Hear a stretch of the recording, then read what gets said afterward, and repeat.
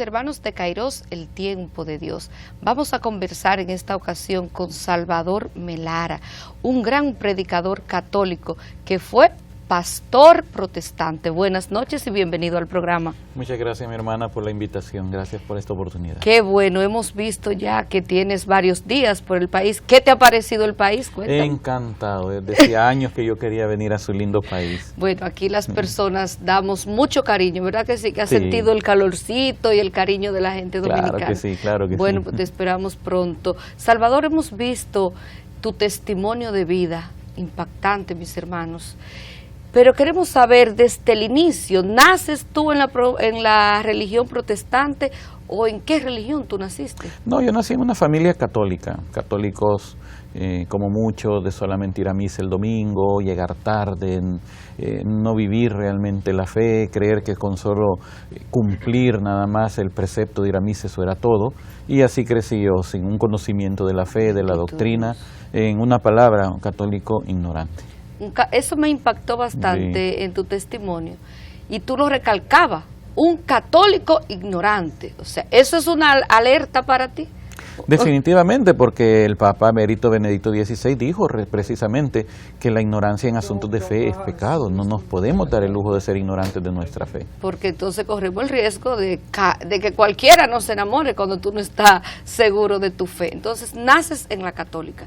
¿Cómo decides abandonar la católica para entrarte a otra denominación, a una denominación protestante? Fue por el trabajo psicológico de un amigo que él comenzó a hablarme acerca de las imágenes, de los ídolos, diciéndome que eso eran ídolos, que eso Dios lo condenaba, y como yo no conocía mi fe, yo no estaba seguro de lo que creía. Luego vino la otra parte de invitarme al culto, yo voy al culto y sí me gustó, muy alegre, muy dinámico. Porque ¿cuál diferencia tuviste entre lo que tú veías en nuestra iglesia y en ese culto protestante? El culto protestante era más emotivo, más espontáneo. La misa como tiene un ritual, una liturgia, sí. Entonces, pero como uno no entiende la liturgia, no entiende el ritual, en cambio uno se deja llevar por la parte emotiva. Por eso yo siempre digo que en asuntos de fe los sentimientos son malos consejeros, porque no es cuestión de sentir bonito. Y ahí uno siente bonito, se siente alegre, pero no es lo correcto delante de Dios. Y se siente vacío. Sabes que mucha gente se basa su fe en eso, en el sentimiento. Y por eso es que fácilmente pues pierde la fe. Vi en tu testimonio que tú estudiabas siempre en un colegio católico. Luego caes a un colegio, ¿de qué denominación? Asamblea de Dios. Ok, entonces, en ese lugar es que tú decides cambiar. En ese lugar, porque ya estaba yo inmerso en un ambiente pues meramente protestante. Entonces, ¿y cómo tú te sentías en ese colegio? Al principio yo me sentía raro. Porque como yo no estaba acostumbrado a ellos, que tenían una forma de hablar muy diferente, una forma incluso de vestirse, palabras diferentes, costumbres diferentes, entonces al principio yo me sentía desubicado. Pero ya a medida que me fue convenciendo mi amigo, pues ya después yo era uno igualito que los demás. ¿Y qué edad tú tenías ya cuando decidiste cambiar? 16 años. ¿Y tomaste la decisión firme de cambiar o fue paulatino? ¿Cómo fue? ¿Cómo comenzaste a visitar esa iglesia? No, fue una decisión en el mismo momento, porque mi compañero ya tenía días platicando conmigo, pero yo nunca me había atrevido a ir al culto, hasta que un día yo tomo la decisión, me voy al culto, y ese día tomé la decisión de quedarme de una vez ahí. Entonces, en esa denominación, tú comenzaste a prepararte, a estudiar. ¿Qué tan largo fue ese proceso de estudio? Yo estudié una licenciatura en la Universidad Cristiana de la Asamblea de Dios, una carrera aprobada por el Ministerio de Educación de nuestro país, con todos los requisitos de una licenciatura a nivel universitario. Tuve que realizar mis estudios, realizar 2 prácticas, una práctica local que era fundar una congregación y luego una práctica misionera donde yo tuve que estar fuera del país en un campo misionero y luego preparar una tesis, defenderla. Y así fue como logré obtener el grado como licenciado en teología. Me llama mucho la atención el hecho de que tú mencionas fundar una congregación. ¿Es tan fácil así? O sea, si yo soy protestante, ¿yo puedo fundar una iglesia con mi nombre? ¿Qué tal es eso? Sí, eso es muy fácil, porque si uno consigue se puede comenzar con una familia que lo apoye a uno y empezar los cultos en la sala de su casa. De ahí poco a poco. Así de simple, en así tu de nombre, simple, tú claro. inicias. Y poco a poco se va invitando más gente. Cuando ya se tiene recursos, se alquila un local y ya se le pone un nombre, iglesia tal o de secta, bueno, no secta, no iglesia tal, y se le pone nombre. Pero ahí el líder eres tú. Claro, yo soy el pastor. O sea, tú eres el líder de esa comunidad y luego vas teniendo más adeptos a ella. Correcto. ¿Y cómo se subsidia esas religiones? Como yo estaba dentro de una denominación, eso quiere decir que había una jerarquía, había que respetar lineamientos, Ya, hay ok. una línea de autoridad, no como otras donde el pastor se convierte en el dueño, amo absoluto de su congregación. En ¿no? la tuya no, yo pero estaba hay bajo otras que obediencia. sí. Hay otras que sí, la mayoría. Sí. Entonces, nosotros manejamos la situación del diezmo y la ofrenda. Se le dice a la gente que tiene que dar su ofrenda semanal en los cultos y el diezmo dependiendo si le pagan quincenal o mensual. Entonces, el pastor trabaja, vamos a decir, por un salario. Cuando la congregación ya es suficientemente grande, sí. Cuando comienza, no, yo me tocó trabajar incluso en una aerolínea mientras mi congregación crecía. Ya después ya estaba a tiempo completo. Pero es como decir, o sea, comparar la vida espiritual con una empresa.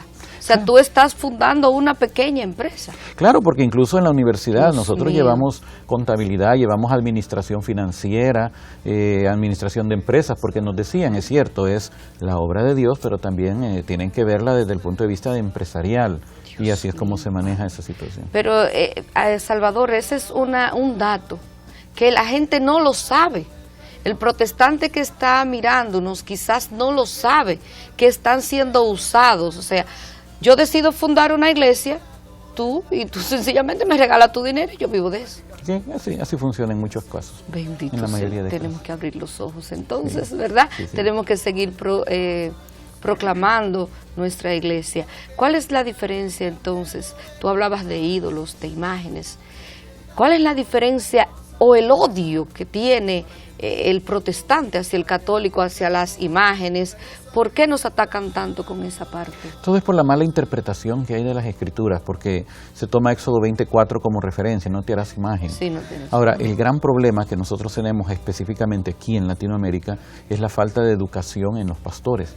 Muchas ni siquiera han ido a la escuela primaria, pero hoy son pastores, entonces ellos toman la Biblia y lo que leen así lo interpretan sin saber que ni siquiera la Y Biblia... ese solo versículo. Exacto, ni siquiera la Biblia fue escrita en español, hay que hacer una interpretación correcta. Por ejemplo, hay dos palabras hebreas muy claras para imagen, una se refiere a una imagen, una representación, y la otra ya Como es un decir esta ídolo. imagen. Esta es una imagen, Ajá. porque esta es una representación de nuestra Madre Santísima. En ningún momento nosotros consideramos que sea una diosa, Exacto. ni que le vamos a rendir un culto de adoración al objeto en sí.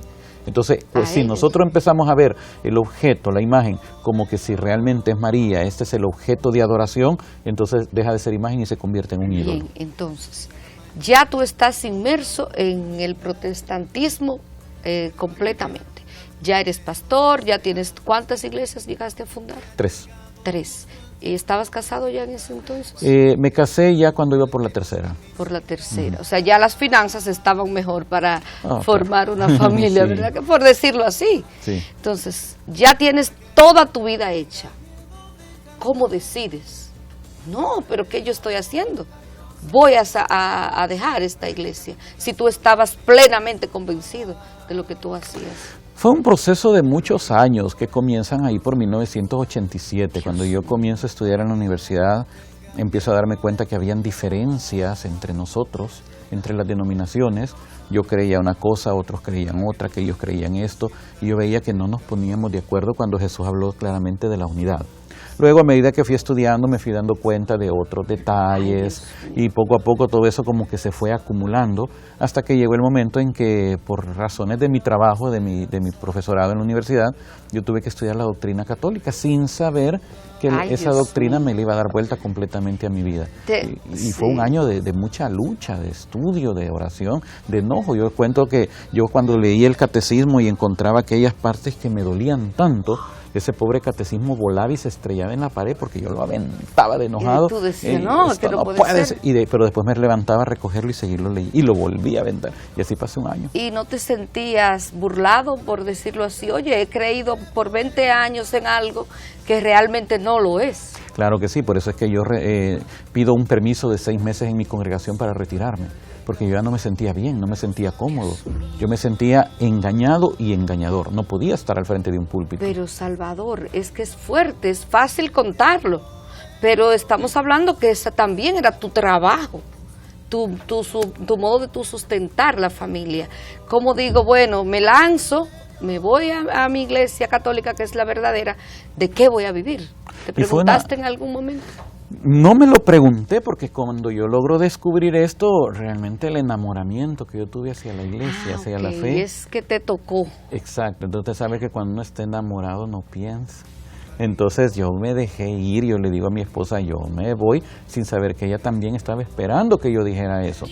Entonces hicimos la aventura de lanzarnos. Claro, después nos dimos cuenta que fue dura la decisión. Claro. Y una de las cosas que yo siempre recalco es que nuestra iglesia debería de tener una pastoral de retorno. Tener una pastoral que esté dispuesta a recibir a pastores, gente que ha tenido su vida allá, y que cuando uno viene acá, realmente uno no encuentra nada, no sabe qué hacer, no sabe para dónde ir. Y eso lo enfrentamos cuando nos dimos cuenta que no teníamos trabajo y el dinero se acabó. ¿Y qué dijiste entonces? ¿Qué hago? Yo no hallaba qué hacer y me fui donde el sacerdote a decirle que me ayudara a conseguir algún trabajo. Él conocía mucha gente que me podía dar, nosotros decimos en El Salvador, una palanca, un palancazo. Sí. Y lo que salí de esa reunión fue con 3 bolsas de comida, de los que le dan a la gente pobre. Sí. Yo le dije, pero me dieron más incluso a mí. Y yo todavía me orgullo, porque Dios trató mi orgullo, mi soberbia. Sí, porque tú te manejabas bien económicamente. Sí. Darte la comida, para ti me imagino que sería en cierto modo una humillación. Claro, cuando yo le dije al padre, cuando él venía con las bolsas de comida, le dije, mire, yo no le vengo a pedir comida, pero tenés hambre, me dijo, así que llévatela. Entonces, ahí fue donde ya el Señor me terminó. Pero lo más fuerte fue cuando mi esposa y yo tuvimos que ir a vender, mi esposa, unos cascarones de huevo pintados de colores que se les ponen papelito adentro, que ese es un juego para los niños, reventarlos en la cabeza.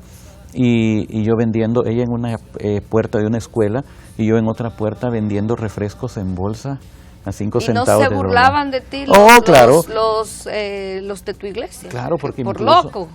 Incluso me encontré un día un amigo pastor que cuando él me ve me dice, qué bien te tiene el Papa, eso es lo que querías estar, así querías estar. Dios. Yo me sentí humillado completamente. Me imagino que Pero sí. Era Dios que me estaba humillando. Lo entiendo. Entonces ya estás en nuestra iglesia. Me imagino que también una lucha por combatir ese gran odio contra los católicos. ¿Cómo llegas a amar a la Santísima Virgen María? ¿Cómo luego de escuchar tantas barbaridades de nuestra Madre, cómo decir, Dios, perdóname, estaba equivocada, María? Uno aprende a amar a María acá, en el rosario. Sí. Cuando uno comienza a rezar el rosario, en la medida que uno lo va rezando, lo va meditando, uno va amando a nuestra Madre Santísima. Entonces, eso fue lo que ocurrió. Cuando yo comienzo a rezar el rosario, al principio con miedo. ¿Y no te sentiste raro? Con miedo, con temor. Yo le hice todavía una oración al Señor, si esto te desagrada, te ofende, muéstramelo, enséñamelo. Pero cuando yo lo recé la primera vez, desde ese momento hasta la fecha, ya 10 años no lo he soltado. Ah, ¿verdad? Hace ya 10 años 10 de años, tu conversión. 10 años, sí. Qué bueno. Finalmente, Salvador, un mensaje a tantas personas, primero a católicos que se dejan confundir y segundo a protestantes que están siendo engañados y siguen engañando a la gente. Para nuestros hermanos católicos, que conozcan su fe, que vivan su fe, que aprendan, que estudien su fe, que no sean católicos conformes a solamente creer que con ir a misa ya cumplieron, sino que realmente profundicen, conozcan, se enamoren de esta fe, de esta iglesia que Cristo fundó. Y para mis hermanos que todavía no son católicos, que están en cualquier otra agrupación no católica, para que le den el beneficio de la duda a la iglesia católica. Que conozcan esta fe, que la estudien, no con prejuicios, sino con interés de saber y bajo la guía del Espíritu Santo, si esta es la verdad, y se van a dar cuenta que se están perdiendo la verdad y la iglesia fundada por Cristo. Amén. Muchísimas gracias, Salvador. Gracias, hermana. Pedirle pues de verdad nuestra Madre Santísima que siga guiando tu ministerio y que tu testimonio de vida realmente rescate tantos hermanos separados que no es el simple hecho de que están en otra iglesia, sino el simple hecho de que albergan también odio en su corazón contra nosotros los católicos. Gracias de verdad, que Dios te bendiga y que retornes muy bien y en paz a tu país. Gracias. Muchas gracias. Si Dios permita, pueda regresar otra vez. Gracias, hermano. Buenas noches.